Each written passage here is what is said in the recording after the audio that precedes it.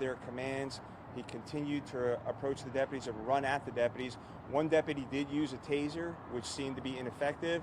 That man turned back around and ran at the deputies, still holding that metal rod. That's where two deputies used their service weapons and shot the suspect.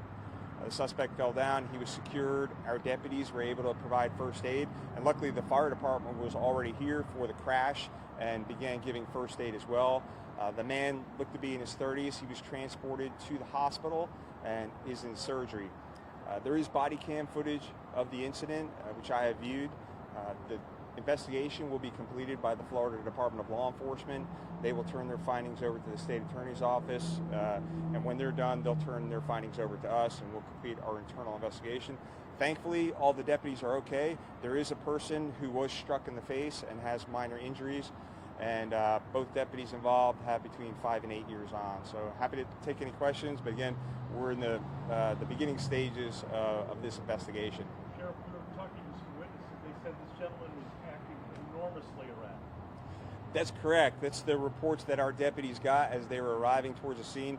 He was very erratic, and matter of fact, he had smashed a window on that truck, tried to get in that truck, and that's when we think the truck lunged forward and hit the gas pumps.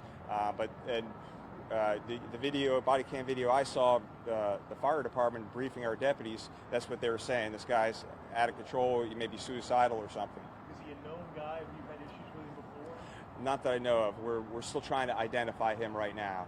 Sheriff, did your deputies find anything in the car that would suggest why he happened? No, we're still really trying to figure out if this was an actual traffic crash, because there are reports that he just rammed into the back of someone, then pulled over here, hit another vehicle, got into a confrontation with someone, punched that person in the face, attempted to carjack someone, and then came at our deputies with this metal rod. So right now he's facing attempted carjacking and aggravated assault on a law enforcement officer, as well as battery for punching that person in the face. And you said it was a metal rod? Yeah, it looked to be about a metal rod about that big. Sheriff, I mean, we were just on a deputy-involved shooting on Friday. How troubling is it that people continue to try to challenge law enforcement officers? Well, yeah, it's very troubling. It just seems like people are more prone in today's society to attack law enforcement. There was definitely something going on with this guy, and I don't know if he was in crisis or he was on drugs. It looked to be, from what I saw, that he was in some type of crisis or on drugs. But you come at a deputy with a metal rod, and they're going to protect themselves. Was he swinging it? I mean, Yeah, he had it in the air. To me, it was an attacking posture. It wasn't a defensive posture, and he ran at the deputies, then circled back and ran back at the deputies. So he left them no choice, and no one wants to get hit in the head with a metal rod and die. So our deputies did what they had to do. Sheriff, in the last couple of years, we've talked sometimes about people's behavior post-pandemic and increase of erratic behavior. Can you update us now in 2024? Are we seeing the office is still getting worse? From your perspective as sheriff? As far as people in crisis? People, yeah. I mean, are people behaving more erratically? So, in my 30 plus years, it definitely seems like more than when I first started. I don't know if after the pandemic has to do anything with it, but like I said earlier, I just think people are more prone to use violence these days than ever before.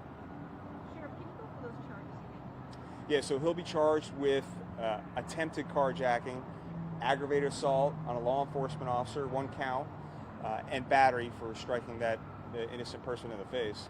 Sheriff, I know you're not a medical professional, but as we're standing here right now, it's your belief that he's going to recover this person who had the rod? No, I'm not sure. I would say there's a good chance, just because the fire department was already here, giving him first aid, and the hospital's right there, and the fact that they told me he's in surgery, that's a good indication. When did the first call come in to indicate something was wrong? Just before noon, we started getting calls about a crash, and then calls about his erratic behavior, and that's when our deputies were responding. So there was a crash before the car hit the car wash? That's correct. So he ran into the back of someone. Him and that person both pulled into the gas station, is what I'm being told. he then tried to carjack or get into that other vehicle, smash a window, and that's when the second crash happened into the gas pump. Then our deputies responded. He's still acting erratic and holding the metal rod. Is the car into the car wash his? No, it's not. No, that is not his. The truck, that's the truck that he tried to carjack. But the car that's into the car wash, whose car is that? Yeah, I'm not sure. It's all part of the investigation. Don't quote me on it. It's at least 2, maybe 3 vehicles that are involved in this. It's very confusing, so we're still trying to work through all those details of how we even got here. But the bottom line is he was acting erratic. He attempted to carjack someone, get in their car. He had a metal rod and attacked our deputies and was shot. Everybody good? Thank you, Sheriff. All right.